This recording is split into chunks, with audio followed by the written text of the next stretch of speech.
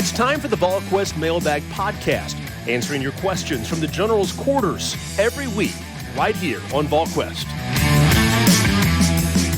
Good Thursday, everybody, and welcome into the Volquest Mailbag podcast, brought to you by Smoky Mountain Organics. Of course, if you're suffering from spring allergies now in the summer, like many of us are, you need to go check out Smoky Mountain Organics, East Tennessee's most trusted health and wellness store that focuses on natural products and organic remedies to a variety of ailments. They have 3 locations in East Tennessee, including one right here in Knoxville. It's at 8018 Kingston Pike, across the street from the Trader Joe's. And of course, you can always shop online at SmokyMountainOrganics.com.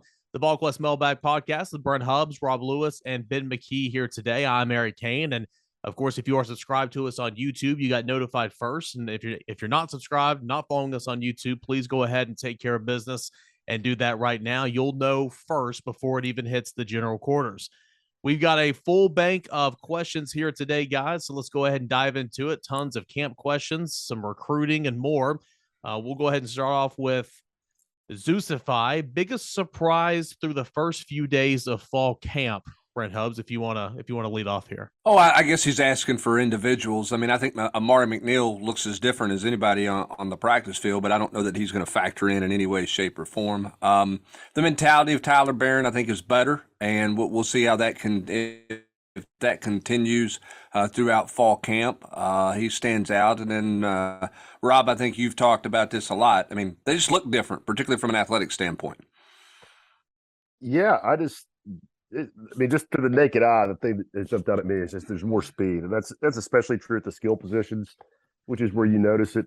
Wide receiver, obviously, we talked about Squirrel White. I mean, he brings a different dimension. Brew McCoy, even though he's not in shape yet, I mean, you can kind of see with his body type and quick twitch. And in the secondary, I mean, I think the influx of the transfers, getting guys back from spring, they just look more like an SEC football team when you're talking about just pure speed and athleticism.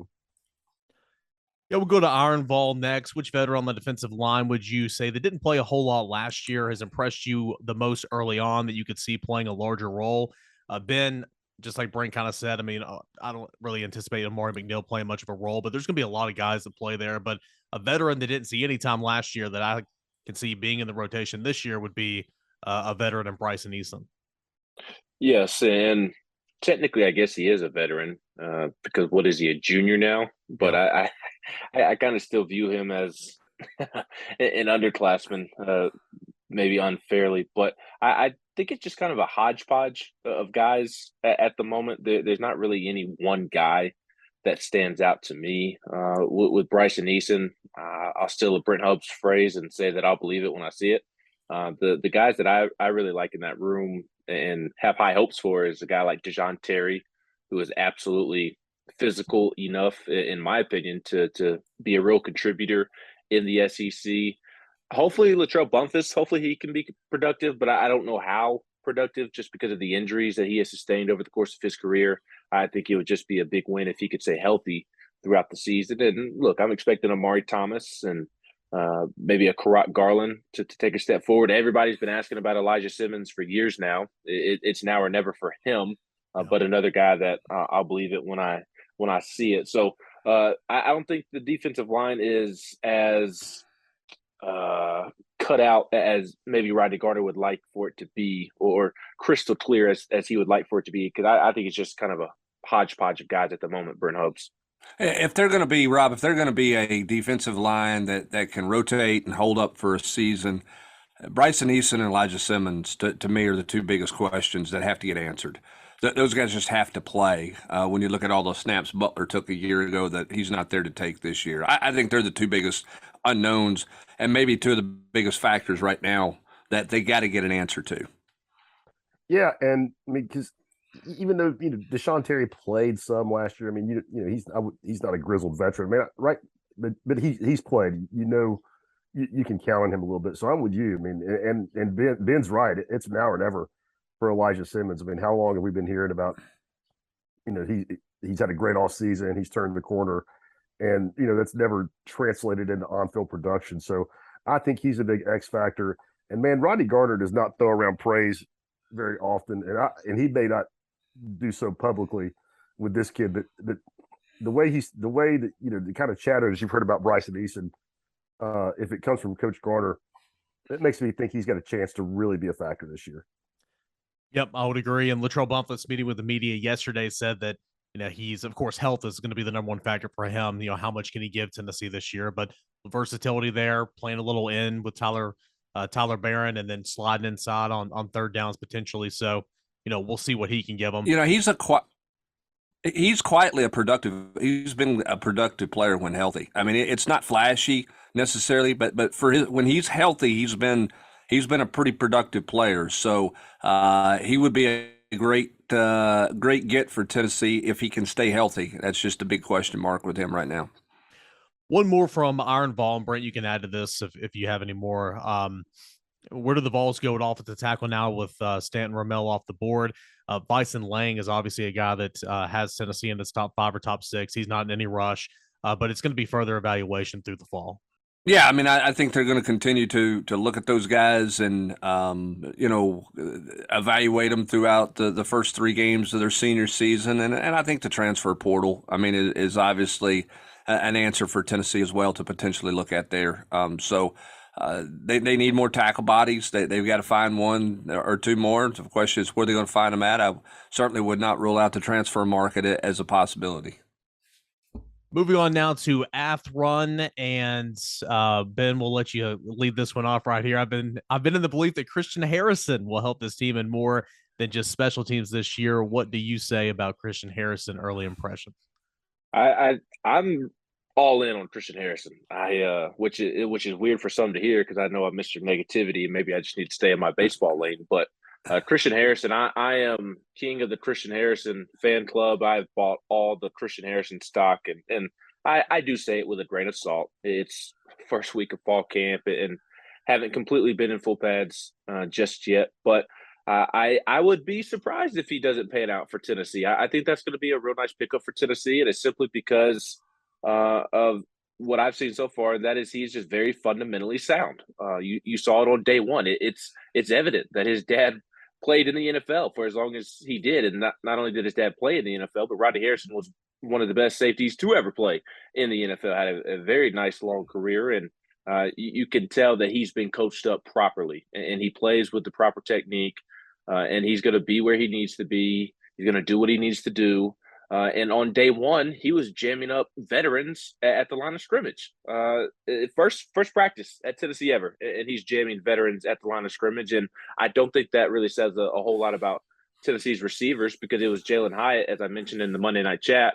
And yeah, you'd like for Jalen Hyatt to win that rep, but Jalen Hyatt's looked really good. So I don't think it's really an indication of Jalen Hyatt for anybody whose mind went straight to that. So I'm president of the Christian Harrison fan club. Hopefully it doesn't come back to bite me in the butt. Hey, Hubbard, before we move on, does it rub you the wrong way at all to hear somebody talk about somebody was one of the best players in NFL history who never owned a back-to-school NFL 2018 pencil set? I know, man. I mean, he didn't have the NFL lunchbox, and he didn't have that pencil set. That is fake news. I had the pencils. I had the pencil. You had a pencil set? I did. I heard you. You had an iPad. You had an iPad in kindergarten. You didn't have iPad. I'm not that young. They were handing out Chromebooks for him when they went to the first grade. I had my NFL pencils, my baseball pencils, and my NBA team pencils. Yeah, the box where you keep all your pencils and your markers and all that stuff in there. I'm telling you what, I mean, the NFL pencils for back to school, I mean, nobody fought their parents harder than I did for NFL pencils for my back to school pencil. I did not want a brown, what are they, Dixon Ticonderoga pencils that Lee Corso's owns that company with. I wanted the NFL pencils. Those are big. Now, I might not have sharpened half of them throughout the year, but I wanted those in my pencil bag. That's for sure. Hey, Rob, another question here from Athlon. Whatever happened to William Parker? Remember him being in a fierce Tennessee being in a fierce recruiting battle with Alabama and a couple others at the time. I just think that a lot of times it's, obviously a coaching change and everything, but it's not been much development there at that spot. And you've seen that with the way that they've attacked the transfer portal. There's a couple of guys in those 2020 class 2021 class that really just haven't progressed the way that initially you thought that they would when they entered the class. Yeah, there's a couple of them. I guess is Reggie Perry also in that class? I mean, he's a guy that would be on the short list for the first off the bus team, and the same boat. And I don't have an answer for William Parker. I thought when Tennessee got him that not that he was going to play as a freshman, but I thought he really looked like a nice developmental prospect. And as you mentioned, it wasn't like Tennessee didn't have to win a battle for him, but he's a young offensive lineman. I'm not ever ready to write those guys off immediately because they can take some time. Gut feeling on Ricky Gibson and Jordan Matthews. My gut feeling right now is to watch Georgia for Ricky Gibson. I kind of feel like that, Brent. And then for Jordan Matthews, continues to have great dialogue with Tennessee. Of course, Tennessee and Texas. Vols still think they're very much in that one. I don't know if you have anything to add to that. And then one more while we got you. Do you think Tennessee will circle back around with any of the guys that are committed elsewhere, especially if Tennessee has a good year? It's called recruiting, right? You don't start recruiting guys till they commit. Is kind of the notion out there for a lot of people. So the same way that schools are coming after Tennessee's commits and will recruit them, Tennessee will recruit other schools' commitments. It's not like basketball, where there's a little bit more of a gentleman's agreement. Although, Rob, I don't know if that agreement's as strong as it once was, but there's kind of a notion there that schools back off a little bit after a kid's made a commitment. You don't see a ton of flips in basketball. Football, man, the word commitment just means recruit harder. And so, yeah, I mean, Tennessee's going to continue to circle around to committed players and see if they have any interest, particularly if they have a good year. Ricky Gibson, Tennessee, or Jordan Matthews, Tennessee or Texas. Ricky Gibson, the only thing I wonder about that one is if that was going to be Georgia, why is it not already Georgia if Georgia was ready to take him? And maybe they are. Maybe he just wanted to go home and think about it. We'll see. But that's the one thing I wonder about Ricky Gibson is if he was a take at Georgia, I thought he would jump in quicker and make news faster than he has because he's obviously not done anything to this point. We will go to Major Moody Vol and any freshman offensive lineman outside of Addison Nichols you expecting to help. I know it's early, but Tennessee needs them to contribute down the line. Ben, I don't think any freshman offensive lineman right now is set to play a major role. It's very much a developmental position. I could see Addison maybe by season's end, mid-season, maybe transitioning to the backup role, but I don't see any of those guys, stepping foot, be ready to go right now. Yeah, I don't appreciate you pitching me high and in and giving me a question to be negative on, Eric, first and foremost. But no, I agree with you. I don't see any of those offensive linemen contributing this season. Addison Nichols would be the only one, in my opinion. Mo Clipper, Brian Grant. Those guys are going to need some time to develop. Messiah Reddick, his T-shirt didn't necessarily do him any favors in terms of seeing how his body looks. Did you go there, Ben? When he was meeting with the media? But I mean, that's where he's at. I mean, he is a developmental offensive lineman, and Tennessee knew that when they took his commitment. And I think he has the potential to be good at Tennessee. Just got to get in the weight room, just as many freshmen have to. But Addison Nichols, just because that center position is so light, and I don't know that he's strictly working at center, but he has a little bit in the spring. He's an interior offensive lineman, and just because that center position is so thin, maybe if Cooper can't stay healthy, which to this point in his career he hasn't been able to stay healthy, maybe he's thrown in there as an emergency center if Jerome Carvin can't. But he'd be the only one I see playing this year. Rob Lewis, we heard from Ryan Jean-Marie. We heard from Solon Page. A lot of questions about Juwan Mitchell. Is he going to be a factor at linebacker this year for Tennessee? Is it a see it to believe it type situation there as well? Well, I mean, just listening to the coaches, and I generally think these guys don't dodge stuff and don't give you a lot of hot air like we've all seen in the past. And Tim Banks and Brian Jean-Marie were both pretty high on him. I thought, today talked about how he was healthy for the first time in a year and a half, 2 years. You've not heard any of those kind of read between the lines comments that maybe, suggest that maybe he's not bought in or attitude was a problem, which I think you kind of heard last year and can maybe see a little bit on the practice field. So I put a lot of trust in this staff to pretty much shoot you straight. And it sounds like they are counting on him to be a factor this year. Brent Hubbs, if you had to go over under 0.5 Where would you go no. for Pass. Gibson or Matthews? Pass. How's this? Pass. I'll be positive. I'll say over, but that's Pass. we'll I don't say. like those questions. Well, no, okay, Hubbard, what about a percentage that Tennessee Pass. All right, well, answer Hard this pass. one. What have you heard about Cam Miller at safety? Why did Tennessee want to move him there? Well, I mean, I think they're just trying to find a place for him, you know, and I'm not sure they felt like he was going to be an answer for them at wide receiver with all the other receivers that they brought in. I thought there might be a chance they take a look at him at running back when they just didn't have enough depth there, but I'm not sure they feel like he factors in there. We'll see where he's at from a safety standpoint. I think he's a guy that can help you on special teams. And then, maybe find himself in a position at some point in time here. I think right now he's kind of a good athlete without a home, and they're trying to find a home for him, and that's why they flipped him to safety to see what that looks like. On that note, freshman wide receivers, kind of what do they look like outside of Squirrel White? We've heard a lot about Squirrel White. Haven't heard a whole lot of buzz, and guys, feel free to jump in if you have, about Caleb Webb. But Chaz Nimrod getting some one-on-one attention with Kelsey Pope. I feel like they've been pleasantly surprised, liked what he did in spring, and are trying to get him ready to go. Now, again, that doesn't mean major role, but a guy to develop and provide some depth there on the outside.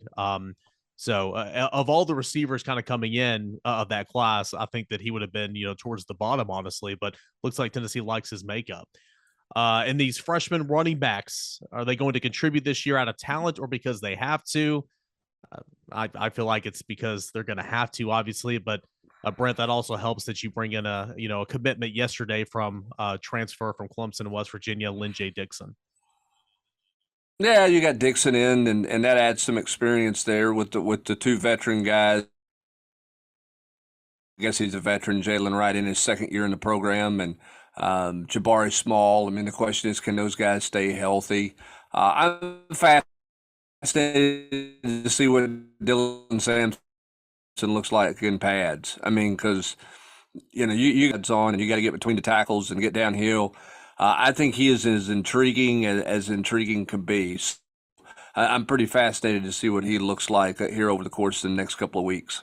Ben McKee, we'll go to you next. This is from Coach 93. Which game are you most excited about or intrigued about for this season for Tennessee?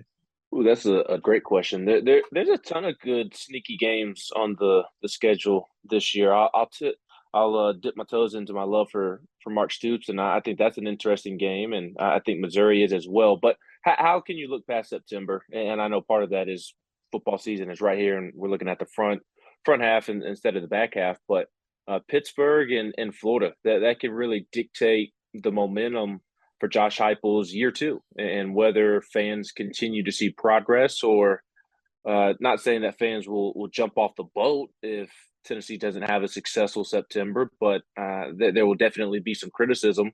And Pittsburgh did go out and get Keaton Slovis, who was able to do some nice things at USC. But I saw a thread today on the board where fans are talking about how Kenny Pickett's gone, Jordan Addison's gone, and Tennessee lost that game, which they did there in Neyland Stadium. But that one's really intriguing to me. I was going to say, not to cut you off, but my 2 cents. That's a game in year two. You got to go up there and win. You got to win that game. Yeah. From the fan perspective, you definitely have, and I think Brent, there's that same logic that applies, that there's going to be fan pressure from the fans to beat Florida because it's at home. You've got Hendon Hooker, you've got Cedric Tillman, and Florida lost a lot of talent. They may have Anthony Richardson, but they've got a brand new ball coach too. I think those are the two most intriguing games right now. Well, I think they're the two most important games right now as well. I mean, intriguing in terms of the matchup. You're going on the road. Pittsburgh's defense is good. So there's intrigue there. But I look at it as just important. I think that Florida game is really important, and I don't mean from a job security standpoint or anything like that. But I mean, Tennessee's supposed to get Florida this year. I mean, and Rob, they found every way to lose this game for a long time. Can they find a way to win this game in a game that they're supposed to win? I think everybody's going to say coming in, Tennessee's a better football team than Florida. Can they go out and get it done when it's on them and the pressure's on them to get it done? Yeah, I think those two that you guys are talking, I think those are easy wins. So I'm going LSU. Most intriguing game for me. Wow. I'm kind of joking, half joking, but I do think easy wins. So right now easy you're win picking over Tennessee Florida to beat Florida if we had the matchup. Okay, absolutely. Hubbard's not there yet. If you did a little deep dive guys, into I won't be there when the ball is kicked. Hubbard Come won't on, be there man. in the fourth quarter when the Vols are up 31. When Tennessee wins the game, Hub's going to say, "I got to see it again to believe it."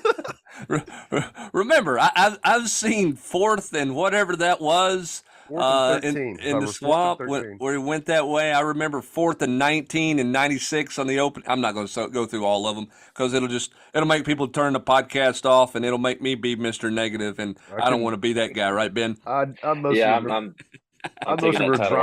driving back to Orlando with Paul Fortenberry crying on my shoulder after the fourth and 13. Was that when he lost the camera, Rob? I think those were unrelated incidents.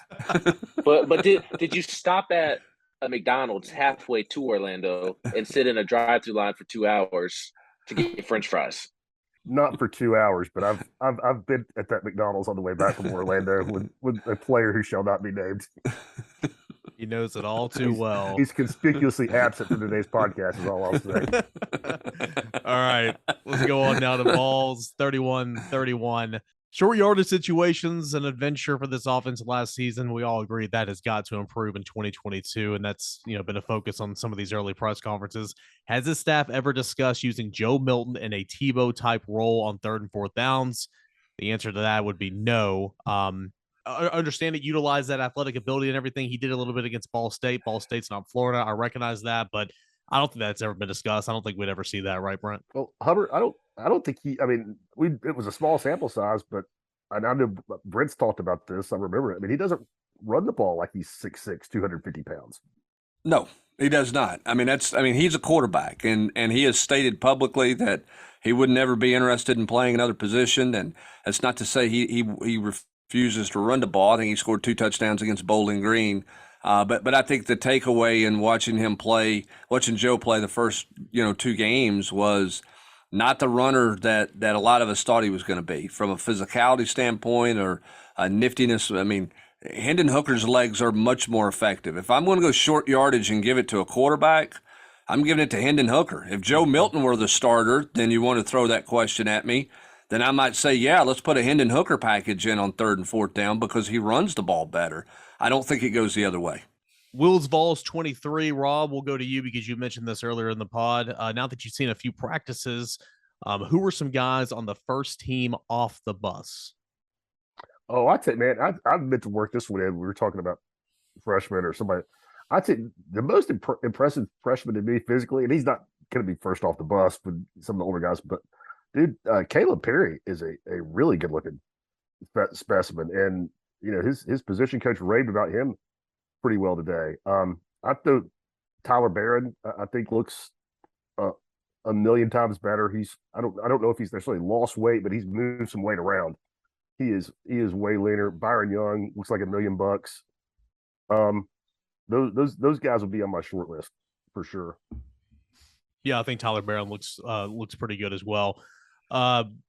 We'll go to Ben. Do you prefer a home and home non-conference game every year? Or would you rather just play teams in lower tier? I would imagine home and home all day, right? You want to see good college football?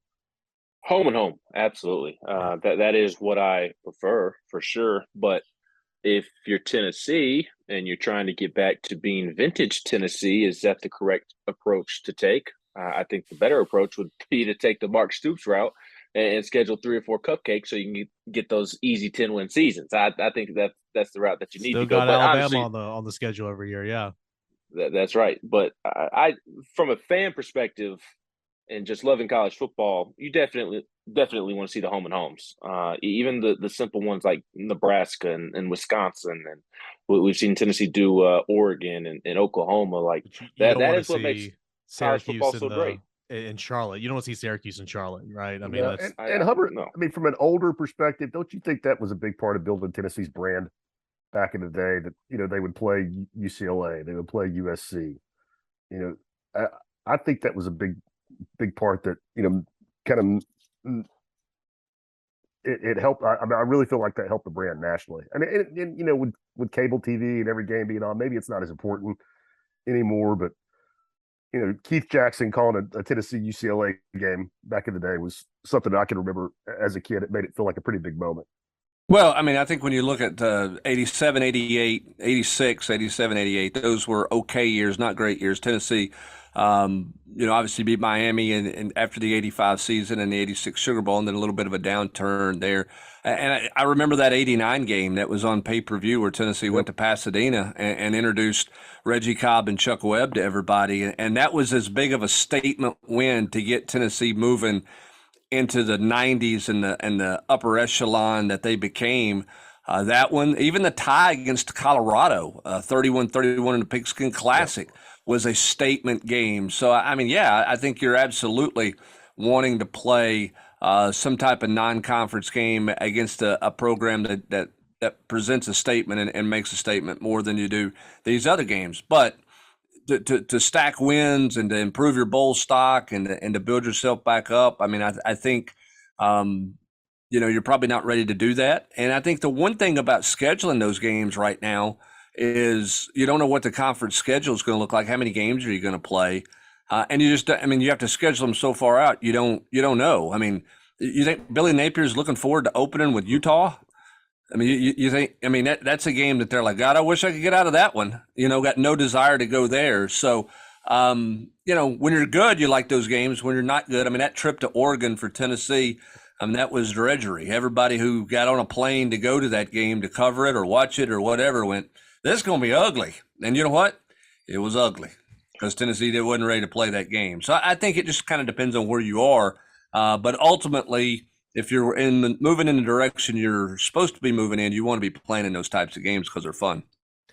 Yeah, I think I misspoke. It's actually Syracuse next year. Then you'll have, again, a rematch of West Virginia and Charlotte in a couple of years. But I couldn't agree more. Got a couple more. Let's go through rapid fire as time's running out. Rob, will the defense, and I don't think this is a question we can answer right now, but we'll ask it anyway. Will the defense finally have depth they trust to send out there in meaningful games? Seemed like there were just the ones last year and then no one else. Yeah, I think they could stand some more depth up front, but I think you're going to be deeper than playing essentially three linebackers the whole year. I think you're a lot deeper in the secondary. Now, how good is that depth? Is it as Hubbard likes to say, is it just a sack of potatoes in the secondary, or is it quality? I do think there are a lot more guys who are legitimately competing for playing time than we saw a year ago. So I'll say yes, but I still don't think it's where you want it to be, at the upper echelon of the SEC.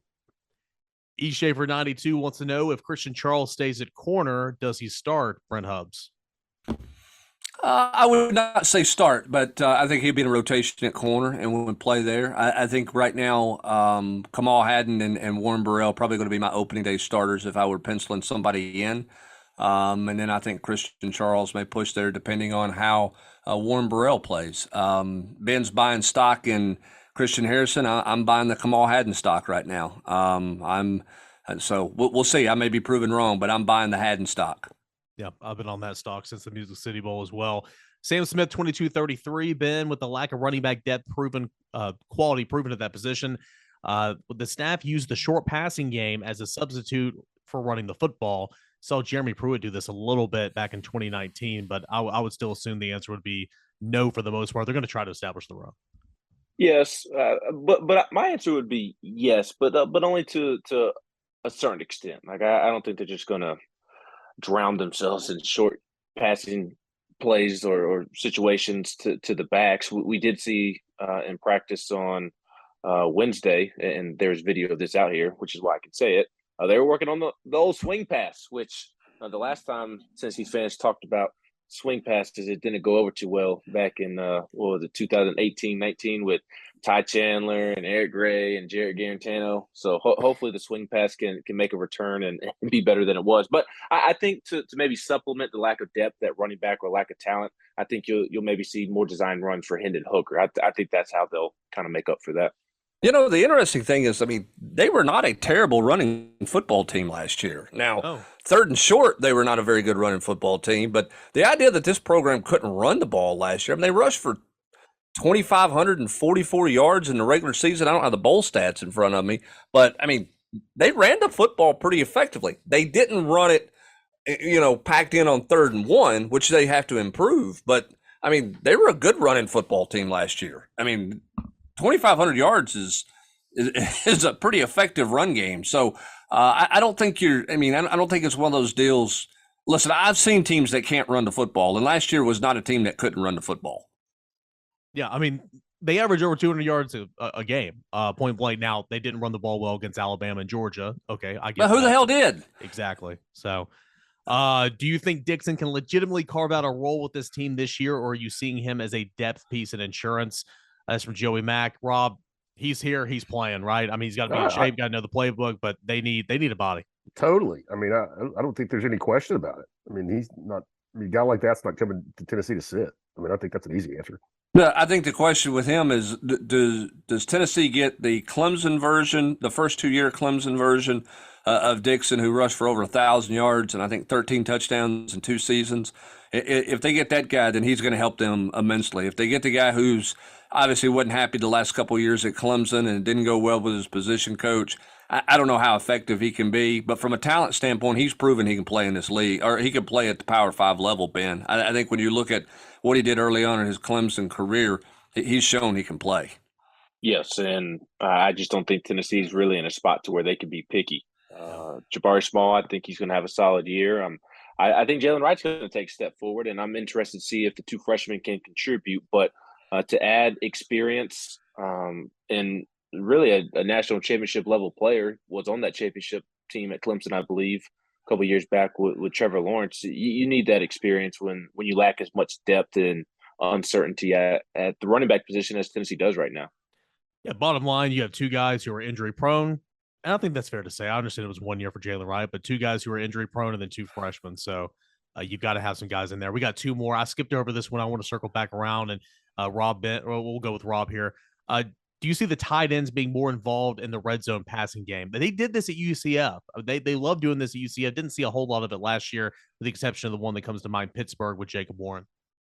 Yeah, I mean, I don't think you're going to see a whole lot. I think those 2 kids combined for 34, 35 catches last year. I mean, I could see them having an uptick in production, but I don't see them suddenly, and maybe I'm wrong, but I don't see Jacob Warren or Princeton Fant suddenly, just becoming a red zone weapon. I mean, no more than they were last year. I'll be surprised. Last one goes to Brent Hubbs. On Josh and Swain, Austin Price mentioned Lance Williams' name as an offensive lineman. Tennessee might circle back around to, later on if they find a need or whatever. Of course, he's committed to Virginia Tech. Looks like wrestling really helped him out.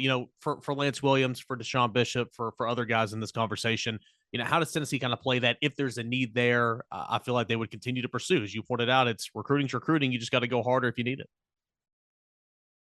Yeah, I mean, look, again, you're going to go swinging after committed players. I mean, and coaches are going to look at everybody's commitments for the first 3 games to see if there's guys that they like that were sort of on the cusp for them in summer evaluations or spring evaluations, and then go from there. Would Lance Williams listen? I don't know. I mean, that would be something that Lance and his family would have to look at if Tennessee were to call.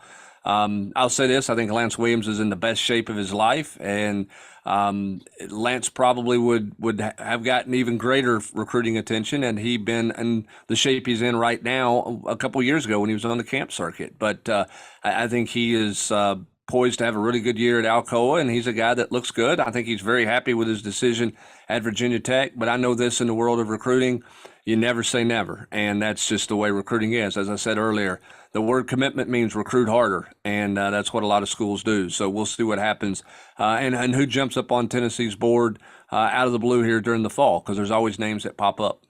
Again, there's tons of guys in this class. Justin Williams-Thomas comes to mind. James Pierce, that's did not know about in summer of 2021, yet big time gets come National Signing Day in December of last year. All right, that's going to do it for this edition of the Smoky Mountain Organics Mailbag Podcast. Big thanks to Smoky Mountain Organics. Shop online whenever at SmokyMountainOrganics.com and check out one of the 3 locations, including one right here in East Tennessee, 8018 Kingston Pike, across the street from the Trader Joe's. Don't forget to subscribe, to like, to comment, to throw a little heart there on to this episode on YouTube. And if you haven't already, please follow, subscribe. It will get to your YouTube quicker than it will get to the general quarters. For Brent Hubbs, Ben McKee, and Rob Lewis, I'm Eric Kane. Thank you so much for hanging out with us here today on the Mailbag Podcast. Enjoy the rest of your Thursday and stay tuned to the front page. Plenty of coverage coming from Tennessee football camp. You've been listening to the Volquest Mailbag Podcast. Every week, right here on Volquest.